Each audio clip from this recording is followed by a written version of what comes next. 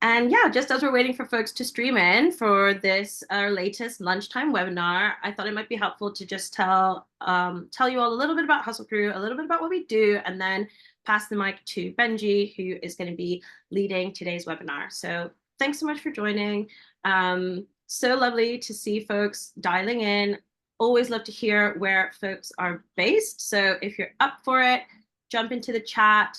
Let us know where in the world you are dialing in from on this lovely Tuesday. Well, it's lovely here in London. Benji and I are based in South London, not in the same room, hence the different backgrounds. But yeah, if it's your first time attending a Hustle Crew webinar, welcome. So nice to see you. Thanks for being a part of our mission and our community.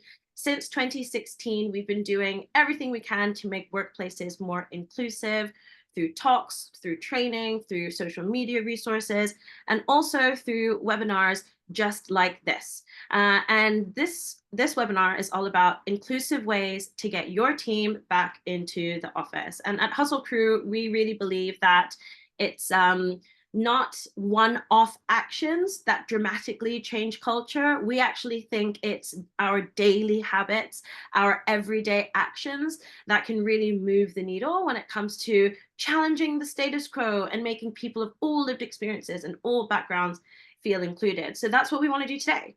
We want to give you actionable advice, practical habits, and best practices that you can bake into everything that you do, whether you are junior, midweight, senior, whether you're managing a team or just someone who's really advocating for a more positive and inclusive culture.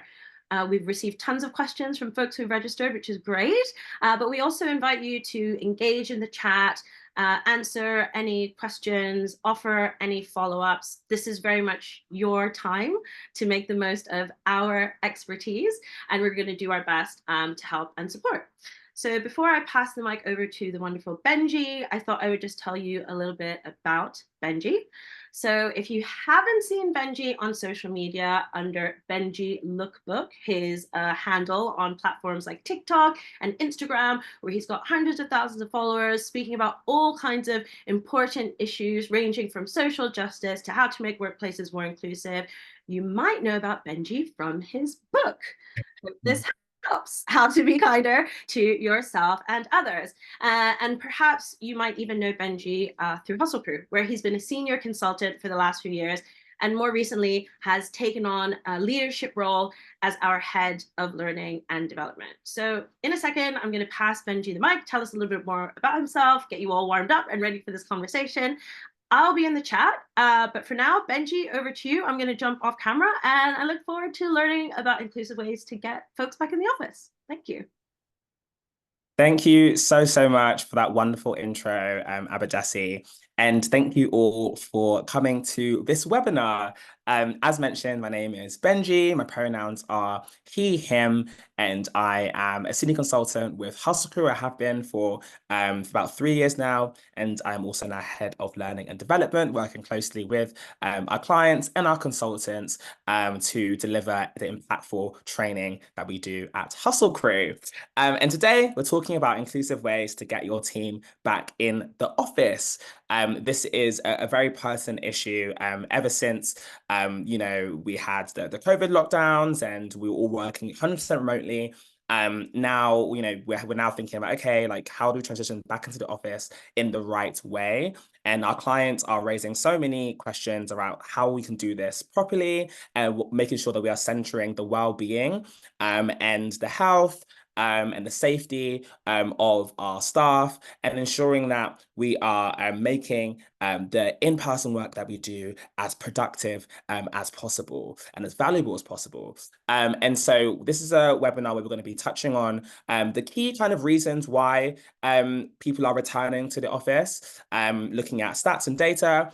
And then we're also going to be thinking about the key challenges. And then I'm going to be sharing some practical tips and strategies that you can use to overcome those challenges when you're looking to bring your teams back into the office. So a bit about Hustle Crew. So Hustle Crew is a careers community led by consultants from a range of different lived experiences, and we are all about leveling the playing field in tech and beyond for people of all identities and backgrounds. And we do so by creating intentional spaces for the discussion of inclusion topics aimed at stimulating shared understanding of the key principles that you need to be an inclusion champion and ultimately inspiring action. So that's us. This is the agenda, as I touched on briefly just now. So we've done the about Hustle Crew bit. We're going to be diving into benefits of returning to the office before I then touch on the common challenges faced by return to office attempts, RTO, and then unpacking inclusive return to office tips and strategies before the wrap up and also the Q&A as well. But as mentioned, Abadesi will be active in the chat, engaging with you and answering any questions that you do may have. So please do feel free to lean in there. And on that note, a quick reminder before we get into it that this is a safe and courageous space. What does that mean? It means that this is a judgment-free zone. So I pledge to not judge you. Please don't judge me. Don't judge anybody else. Please value that and recognize that we all come from different lived experiences. We may have different perspectives, and it's okay for us to disagree, but let's do so respectfully. And let's respect the fact that some of the topics we may touch on may be sensitive to people in the room. So trigger warning.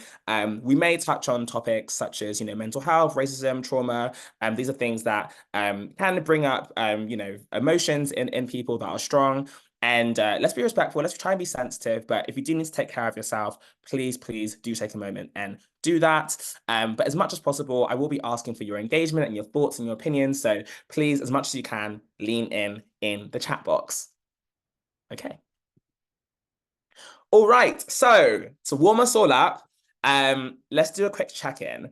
In what ways do you find in-person work beneficial compared to remote working? So I'm not talking like 100% full-time, just when you are in, I'm not even necessarily talking about the office. When you are working in person with your colleagues, what is it about that experience that you find beneficial as opposed to remote working when you're working virtually? Please do let me know your thoughts in the chat. The people. Yes. There is something about that in-person connection, right? And it's the casual chats. You may not necessarily always see people that you don't work directly with, right? Virtually. And so those, connections that you make outside of your direct team can be so valuable and really enrich the working experience. As well as, of course, the connections you make with people in your team. I find it's much easier to get to know who someone is outside of work, face to face. Yes, exactly. Really kind of adding that human element, because when it's virtual, we tend to kind of be going meeting to meeting. We're just talking about the work, and we're not connecting as human beings, right? Because we're more than just the work that we do. Yes, connecting with people 100%. When it comes to idea generation, the energy in the room is beneficial. Yes, it really is. It really is. There's something about kind of being a person that I think breaks down some walls, or it can do anyway, where people feel open to saying something that, that maybe is a bit off the wall or a bit out there. But often it's kind of those spaces where people feel free to do that, that we really get innovative. It's easy to bond. Yeah, definitely, 100%. You have the coffee machine moments, the water cooler moments, and that all adds to kind of building and nurturing relationships. It can be harder to disagree with someone when you haven't bonded with them yet. Yeah, very true. Very true. When you haven't built up that trust, people aren't necessarily sure if, what your intentions are when you are maybe providing some critical feedback and that sort of thing. And so that kind of can be tough virtually, whilst in person, it can be a safer environment for maybe tougher conversations. Yep, building trust, maintaining motivation. Yep, enhanced interaction and collaboration. Yeah, 100%, definitely. And we're going to touch on this in a bit, but working from home isn't for everybody when it comes to work-life balance. Some people like to, go to the office and, do their work, leave it, and then, go back home, refreshed, and then go back to the office and kind of do it all over again. And they like that kind of having that balance and that separation. yes, you feel more like you feel more like part of a team when you spend time together and make challenges feel like they are shared, not a solo burden. Yes, 100%. Teamwork makes the dream work. And it can feel like you are more of a tangible team when you are in person. And again, not just your direct team, but all the other teams that make up a company, feeling like you are kind of one of many, can really inspire you with purpose. Able to be there for someone, yes, definitely, 100%. A lot of the time, it's not just what people say, it's how they say it. And you may not necessarily catch those cues if it is a virtual setup, and it can be easier to do that in person as well. Thank you so much, everybody, for sharing your thoughts and feelings there. And I 100% resonate with everything that you've just said there. And the thing is, all of those reasons and more are why 64% of global leaders predict there will be a full return to in-office work by 2026. And that's a stat from The Guardian. And it makes sense why they would predict that. Just because, I mean, one, culture thrives through shared experiences and interactions. So having physical as well as virtual interactions does just help to foster an improved sense of shared identity and belonging and purpose. And that really helps align people with the mission of their organization, and has a beneficial impact on productivity, and that sort of thing. Having a balance of remote and in-person work can also facilitate a better work-life balance, as I mentioned. Some people like being able to separate their home and work environments, and they like the way that they can leverage that to set clear boundaries. Um, Greater engagement, belonging, productivity comes from in-person work. When people are working remotely and in silos, that can lead to feelings of isolation and reduced engagement. And you feel disconnected from your team and your organization's mission, as you kind of touched on in the chat there, 100%. We also spoke about innovation, enhanced collaboration. Virtual tools definitely can enable collaboration, but they can lack the, I guess, spontaneity and the creativity that in-person interactions enable. When you're in the office, you may have a spark of an idea in between meetings in the corridor, or even maybe after work, and these are things that you miss when you're working virtually. Also, being physically present can facilitate quicker decision making. You can be like, oh, can I grab you for a second? Can we have a little brainstorm session? And those are kind of the moments where we're solving problems in real time, and we're thinking on our feet. And that's essential for driving business growth and innovation. So there are so many reasons why it's beneficial for us to work in person with one another. Yeah, 100%. Spontaneity is just harder when you're working virtually to kind of nurture that and inspire that. Okay, so let's check in again. What challenges have you faced when encouraging more in-person collaboration? So if you are a leader of a team, and you're trying to get your teammates to come into the office, what challenges have you faced? Have there been any kind of, has there been opposition to that? Where's the opposition kind of come from? How has it been framed? Or maybe yourself, if you have a leader, or if you have if you're part of an organization that is trying to get you to come back into the office, what are some issues that you have with that? Please share your thoughts and feelings in the chat. People are more often late to meetings, having been pulled into something else. Yeah, definitely. We are more efficient when it comes to virtual meetings. There's an understanding that things do maybe run over a few minutes, but we have the clock literally right there. So we are able to be more timely, I would say. That's definitely true. Cost of living crisis, yes, expensive travel. If I live in London, and I would say for any kind of major city, if you are commuting in and out, it can be very expensive. And if you don't live in the city, but you work in the city, and you're having to get, trains in, or you're having to drive in, the costs really do rack up. And so working remotely can enable you to save a lot, 100%. Folks are now used to the flexibility of remote work. Yeah, definitely. And we're going to touch on this in a second, but the in-person working structures from, I would say, before 2020, and can feel quite rigid and constricting now in a way that doesn't necessarily make sense because we have been successfully working in a different way for several years now. Um, Opposition from folks with accessibility issues and health issues, yes, definitely. There are some people can concentrate more easily, as mentioned, at home with fewer distractions. Yes, they can take better care of themselves. They can, have medical appointments in between meetings if they need to. And at home, you can kind of curate a safe and productive environment, whilst you don't necessarily have as much control with an office environment typically. People feeling like in the office is a more negative option, or that their autonomy is removed. Yes.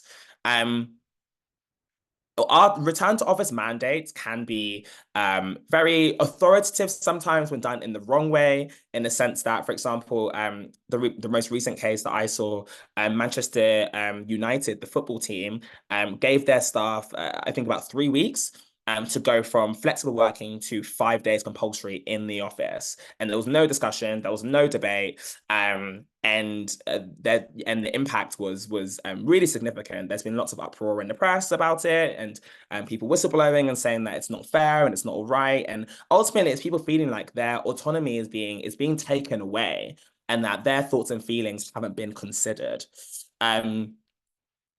It can seem like organizations don't trust their workers depending on how they frame their request to come in. Yes, definitely. If you are doing your work successfully at home, the business is going well, your clients are happy, for example, then why is it that I have to then come in and do it in person when it's working just fine right now? Is it because you want to look over my shoulder to make sure that I'm not taking any cheeky breaks? What is it? Purpose, yes. Could I be doing this from the comfort of my home? 100%, definitely. Commuter barriers, yes, touched on that. The fear of a return to the microaggressions or other negative office politics, yes. The office isn't a safe and equitable space, oftentimes for many people. Working from home can provide a barrier and a safety net from prejudiced behaviors and exclusionary behaviors. And so it's really important that we remember, and again, we're going to touch on this in a bit, that we're not all having the same experience just because we are in the same space. And there are really several valid reasons why people may be less enthused to return to the office and return to in-person work. Thank you so much, everybody, for sharing your thoughts, feelings, and opinions there. I'm going to touch on some key challenges that we have found and helped our clients address when it comes to getting teams back into the office. So the first one is this. So a lack of consistency can result in a detrimental hushed hybrid approach. What's hushed hybrid? So it's this idea that policies can vary widely between teams and when organizations are bringing their teams back to the office. So, for example, it could just be that companies say to the leaders in the organization, please try your best to get your teams working in the office, but we'll leave it kind of up to you, right? And what that means is some employees and some teams are given a lot of flexibility by their leaders and their managers. And then some other teams are not given that flexibility. And then this can create organizational divides that impact morale and team cohesion, because some people are doing an undercover still like hybrid, like, okay, I'm basically not really coming in because my manager says it's fine. But then they have somebody else who's working in another team who's having to come in maybe 3 days a week. And ultimately, the employees who don't receive those remote work opportunities may feel undervalued or unfairly treated, and therefore impacting their job satisfaction and commitments to organization. And that's creating even more inequities in the workplace. But then employees who are receiving those better remote work opportunities may also feel undue pressure to continue doing certain things in order to be afforded those benefits. So it actually can be a manipulation tool, and result in people just feeling pressured and be feeling coerced even, to perform in a certain way, or to maybe not raise their hand to complain or to express disagreement with certain things because they want to keep their work from home benefits. So this is disastrous for inclusion and well-being. So this is one challenge that you need to be aware of. Um, lack of open communication can result in distrust. So we have touched on this in the discussion. A few people raised this. But essentially, when you have a top-down return to office mandate with no discussion, that can be perceived by employees as indicating a lack of trust, and that their leaders don't value their welfare or contributions. So employees want to feel involved in decision making. Otherwise, they'll disengage, and that can result in high turnover. There was a recent study that found that 64% of workers currently looking for a new role are doing so in response to being told to come into the office full time. And actually, research also indicates that intent to stay is most negatively impacted by return to work mandates amongst high performing employees who have greater potential for movement. So to unpack that a bit, what that stat is basically saying is that the majority of workers who are looking for a job right now are doing so in response to being told to come back into the office. And the majority of those people are high performers, i.e., people who are like, well, I've got recruiters in my DMs, like I have options, so I'm just gonna go, right? And so it's really important to remember that and consider the fact that if you are not involving your employees in the decisions that you're making, right, they're going to feel disengaged, and actually you're going to lose really valuable members of staff because they're going to just go elsewhere. There are also legislation that's come out that is increasingly supporting employees having greater flexibility and autonomy when it comes to flexible working.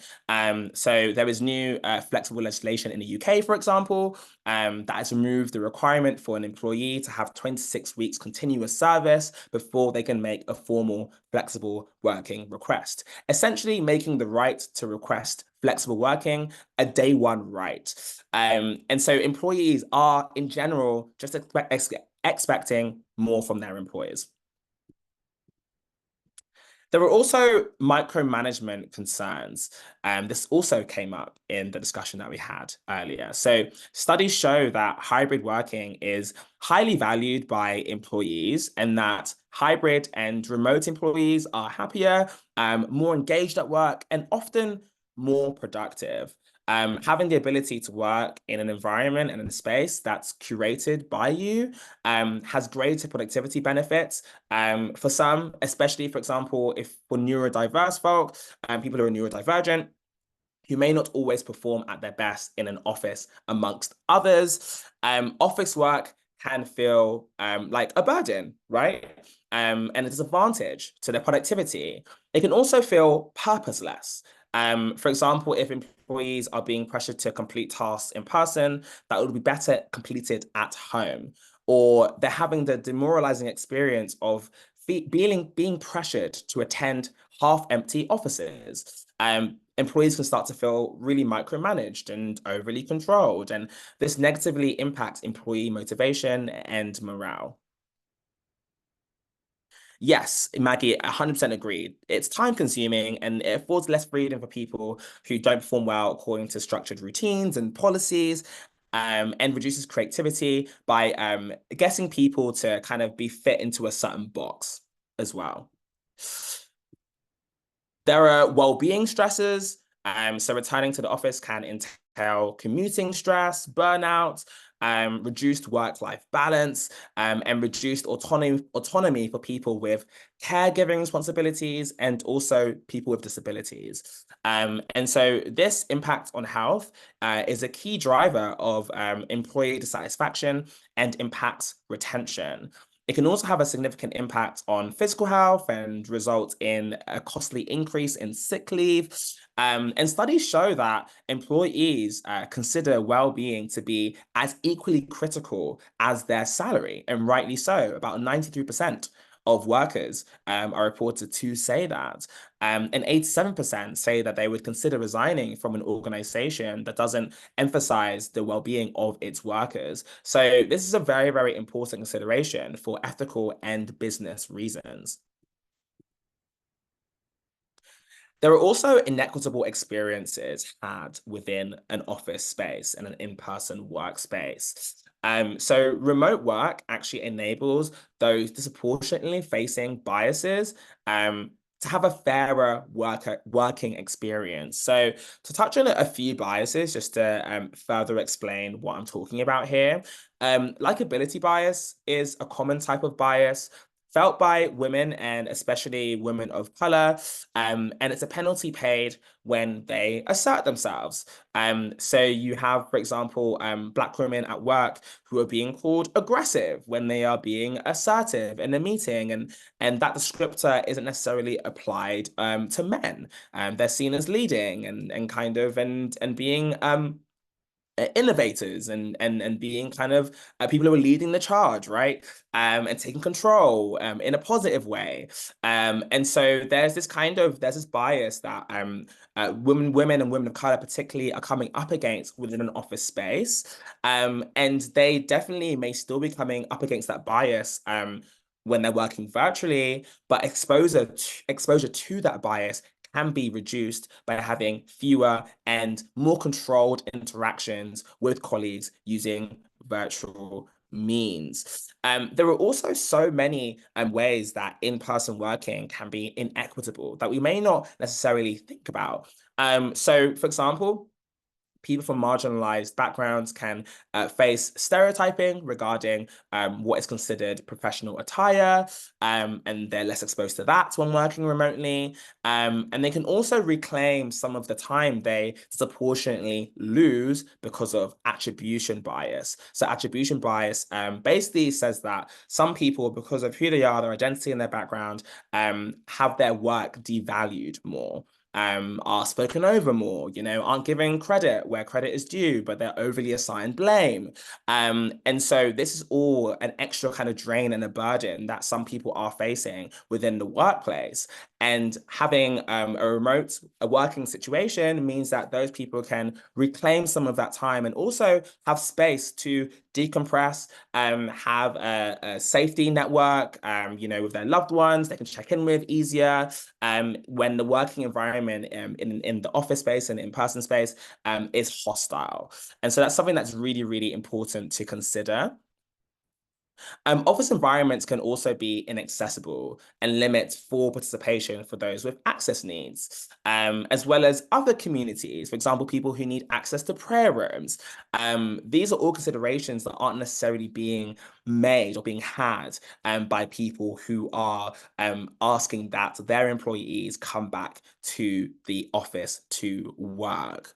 A final bias that I want to touch on as well is proximity bias. So proximity bias essentially says that people who are kind of showing up, people who are present at the office, are often favored, right? Are often seen to be more committed and more driven and more engaged.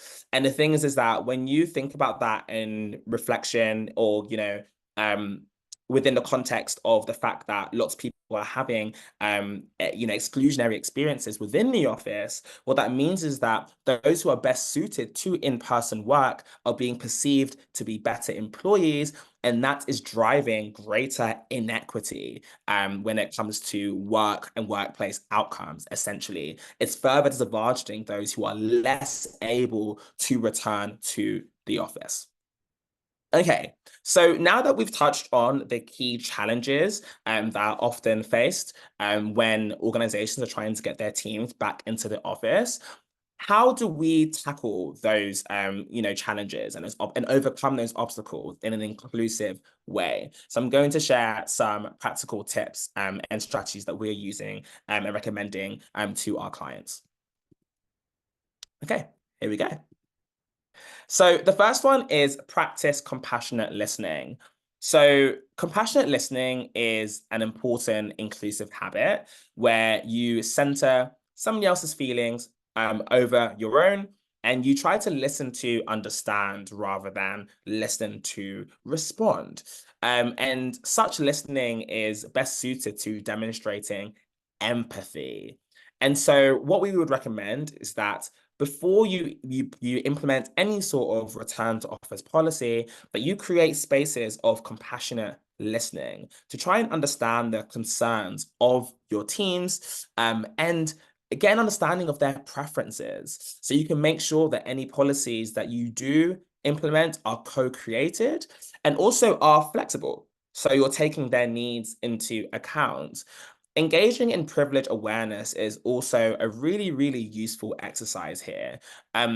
As mentioned, we don't all have the same experiences of the office, and surfacing the specific needs and experiences of the various communities within your organization can provide an opportunity to understand how to best level the playing field. How do we make sure that the in-office experience is actually equitable for everybody? And what that means is not treating everybody the same, but making sure that you are treating people according to their needs and providing everybody with the resources they require in order to do their absolute best work. And that you're ensuring that any policies that are implemented account for that and are flexible. And as mentioned, co-created with your organization. Optimize the in-person experience. So there are so many ways that you can make in-person working better for everybody. So the first one is, if you can, provide relevant subsidies to ease the transition. So think about the fact that people have been saving on commuting costs, and they have been saving on childcare, and they have been making the most of the extra flexibility that working from home provides.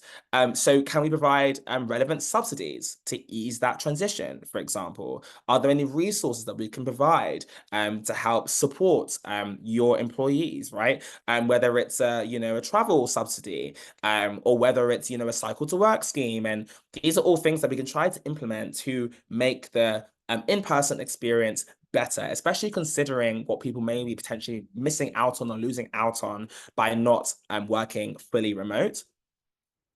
Also, try to invest in IT infrastructure to ensure that there's accessibility for those within and outside of the office.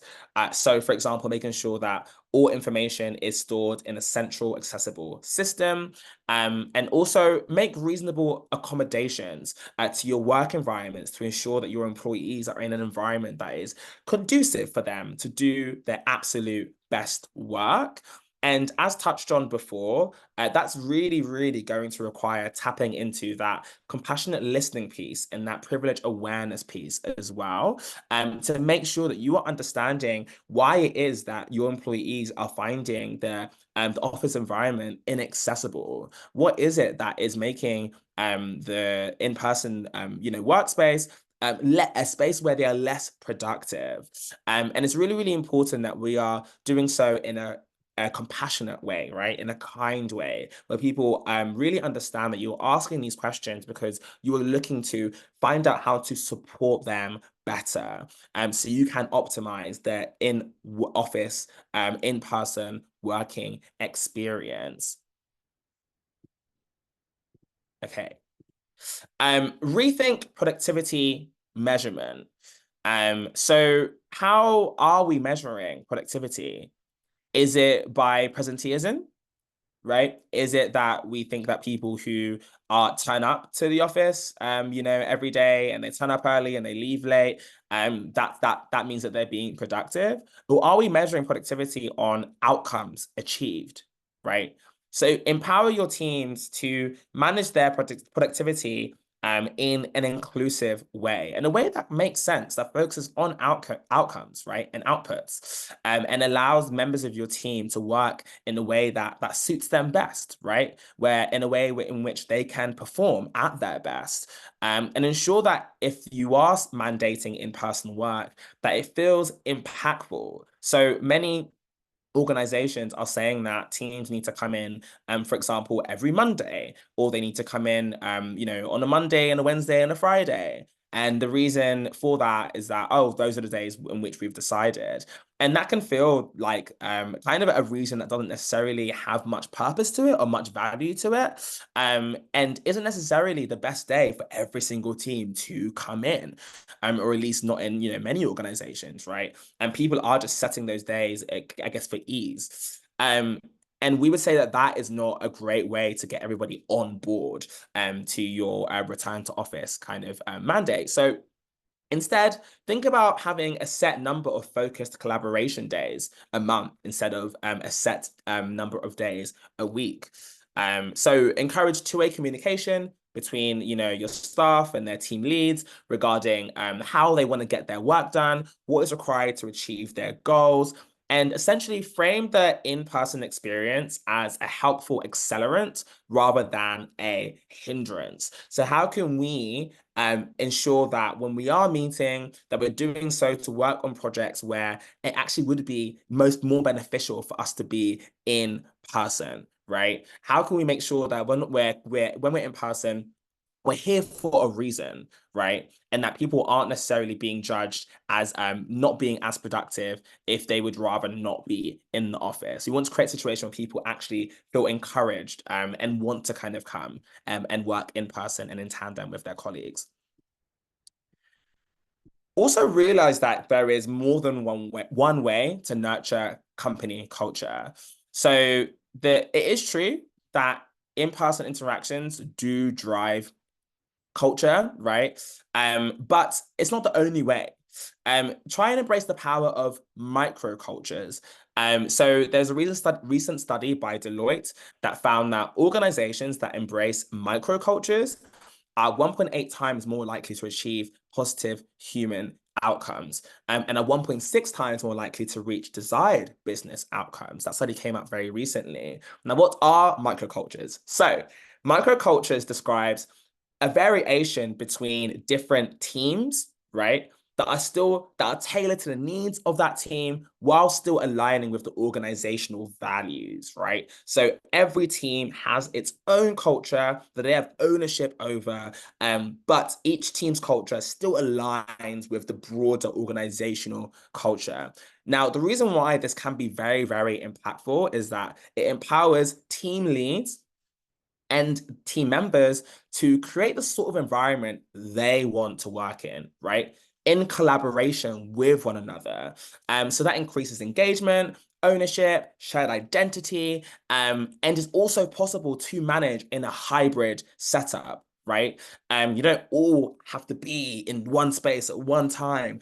Each team can be, for example, on their, their 6 days a month that they're in person, they're doing activities together, or, they're working in a way that really fits their team culture. But ultimately, there is kind of open dialogue to make sure that each team's culture is still one that does fit with the broader organizational culture. So this is not easy to do. It does require constant, consistent, open, compassionate communication.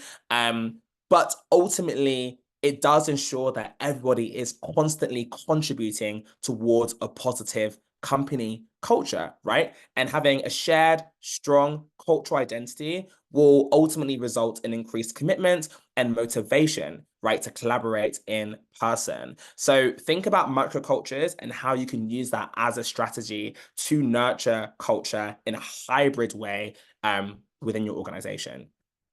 You can also utilize hybrid approaches in general to foster a positive, thriving company culture. So virtual social events and team building events, you can leverage the power of employee resource groups and support their in-person and virtual events. Use collaborative tools like Slack and host virtual and in-person well-being initiatives.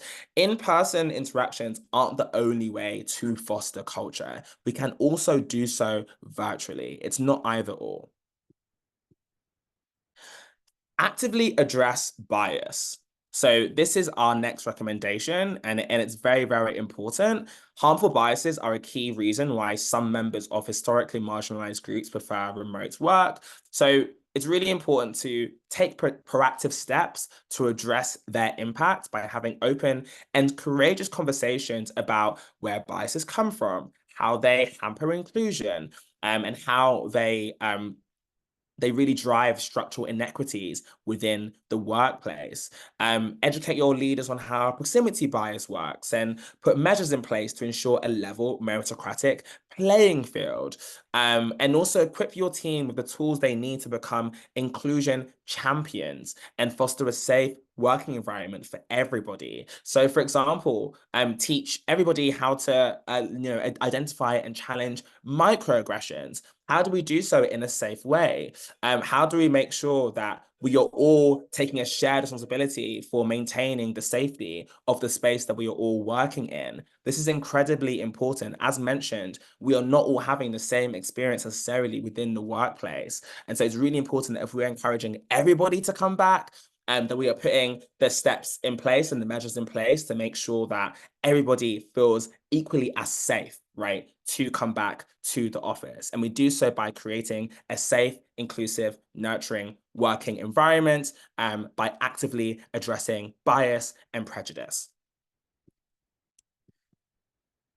Communicate and continually optimize. So once you do have a plan in place, ensure that this is clearly communicated so everybody is on the same page and your organization is unified. As mentioned, do try to avoid the hushed hybrid approach. Make sure that everybody is being treated fairly and everybody is on the same page and you have leveled the playing field.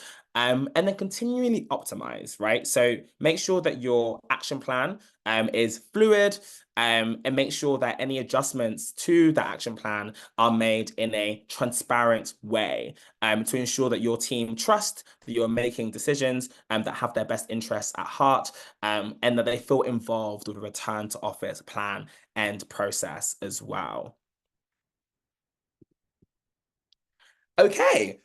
So that's the recommendations that we would suggest, and those are ones that we have put together based on the work that we are doing with our clients on their kind of return to office schemes and their ambitions to encourage their teams to come back into the office. But I would now like to open the floor if you have any questions regarding the strategies that I shared, or if there's anything that maybe I missed. I know there was lots of questions shared before the webinar, and hopefully I've addressed all of them. But if there's anything that I've missed, please do share now, and I'll be happy to answer and provide my thoughts and reflections.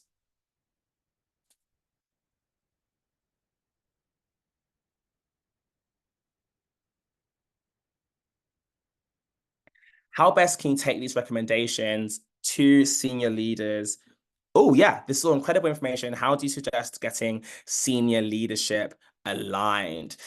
So this is especially if you're not senior exactly, this can be especially difficult if you are working in an organization, for example, like Manchester United, where the leaders of that organization have said that this is how things are going to go. How do you get senior leadership to consider a different perspective? And what I would say, and what we would say, is that this is essentially where it's really important that you do have a strong HR team, ideally, who you can go to, who you can kind of share your thoughts and feelings about regarding, why that the mandate doesn't necessarily work or isn't necessarily inclusive and doesn't necessarily have everyone's best interests at heart. And I would say that it really should be about positioning it in a way where it's making it clear that ultimately the way that things are being done aren't necessarily in the best interests of employees, and therefore aren't in the best interests of the organization. And I totally understand if that is tough for you to do as an individual who is junior. If you do have people that you work with, right, who do feel similarly, and you can kind of unite. If you have an employee resource group, for example, or any sort of staff network that you can go to, lots of organizations have trade unions and that sort of thing. We would say that you really kind of utilize those voice mechanics in order to kind of get get your point across, and communicate how you feel. And also, it's also about providing a helpful challenge. Challenge can be helpful. A lot of times these are, for example, biases. Privilege is invisible to those who have it. So lots of people do think that everyone is having the same experience in the office. And just kind of presenting that alternative view can be really, really beneficial for people to be like, actually, wait, I hadn't considered that. Okay, what can we do to help address that? And I would definitely say here that if you do kind of have capacity to have external support, then Hustle Crew are working with many, many different organizations at the moment to try and navigate those kind of difficult conversations in a safe and productive way. Someone raised their hand to speak, Kim. You lowered it, but please do share your thoughts in the chat if possible. I work in a permanent hybrid office. And I think we have no culture. I joined a year ago, and it's hard to embed itself in the culture. I don't think really exists. Any suggestions that you've provided that you recommend choosing hybrid work culture to help revive it? Aware culture means different things to different people. Yes. So culture. So we would describe culture as essentially how we do things. Culture is how we do things and why we do things, right? And the thing is that their culture is something that can be a bit of a black opaque box that people kind of say, oh yeah, culture this, culture that, but there isn't necessarily an understanding of what we mean when we say culture.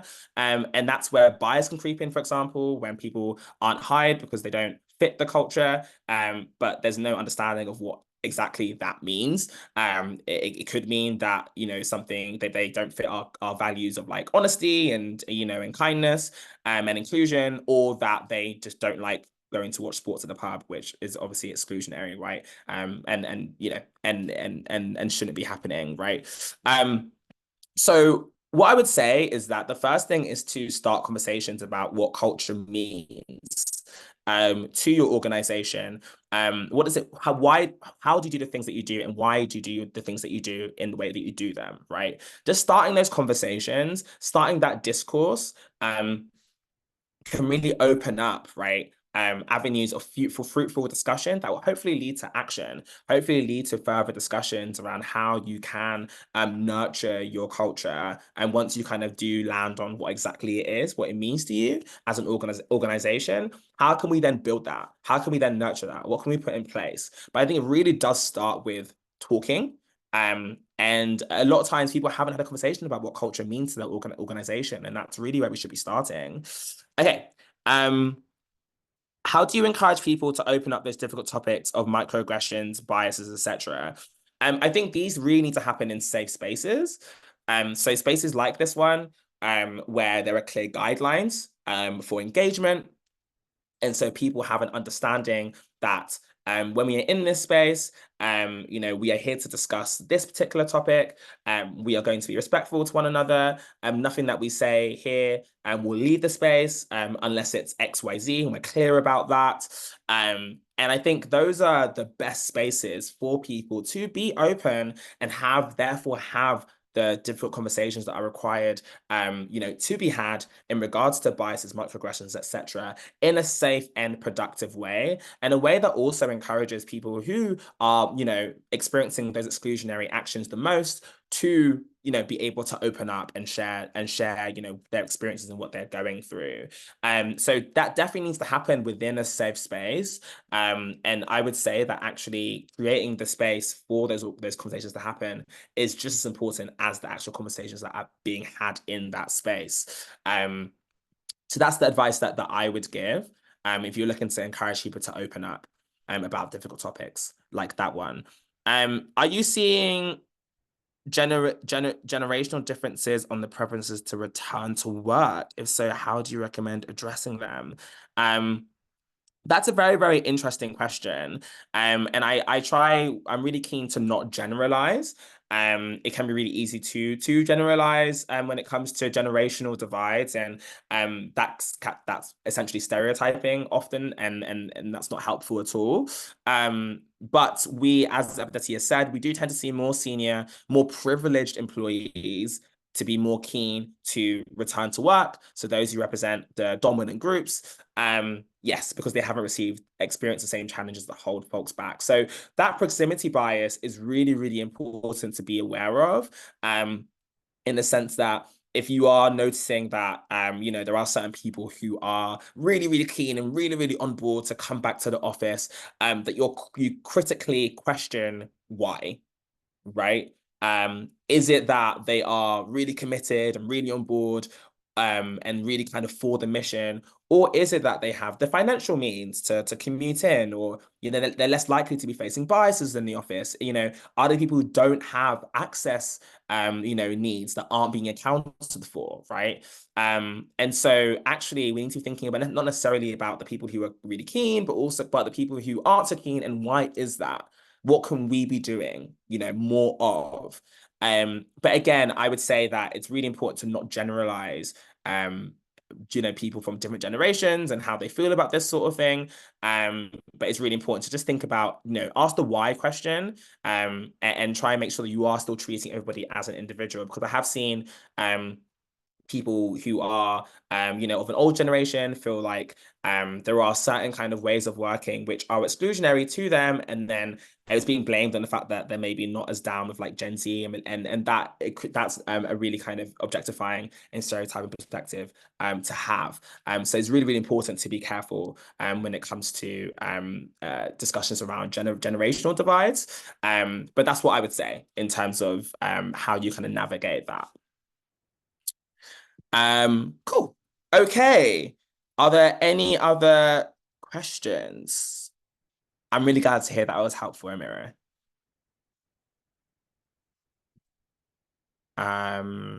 Okay. If there aren't any questions, then that will conclude the webinar. But it does not conclude the learning. So please do join us on Substack. We share, informative, newsletters, every single week, on a variety of different, DEI topics. So please do sign up to our newsletter to get helpful information, dropped right into your inbox, every week. Follow us on social media as well at Hustle Crew Live, for similar content as well, and to keep up to date with what we have going on. And if you would like to, get training like this, for your team, or training, in regards to tackling bias, microaggressions, creating a safe and inclusive company culture, inspiring, psychological safety, and that sort of thing, or you are facing kind of struggles, in regards to getting your teams back into the office, and you would like to have a more detailed discussion about how to do that in an inclusive way, then don't hesitate to contact us at hustlecrew.co/contact, and we'll have a chat. Bye, everybody. Thanks so Take much. care. Bye.